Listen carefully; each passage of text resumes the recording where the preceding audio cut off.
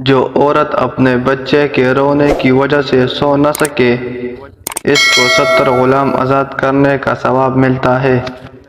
Pregnant عورت کی 2 رکعت نماز عام عورت کی 70 رکعت نماز سے بڑھ کر ہے۔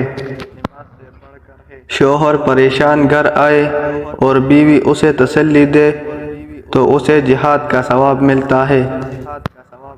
شوہر اور بیوی ایک دوسرے کو محبت کی نظر سے دیکھے تو اللہ تعالیٰ انہیں محبت کی نظر سے دیکھتا ہے۔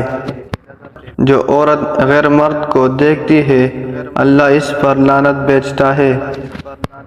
عورت کے ایک بچے کے پیدا کرنے پر 75 سال کی نماز کا ثواب اور ہر ایک درد پر ایک حج کا ثواب ہے۔ جو عورت آٹا گوندتے وقت بسم اللہ پڑھے تو اس کے رزق میں برکت ڈال دی جاتی ہے۔ عورت خدا کا دیا ہوا ایک نایاب تحفہ ہے۔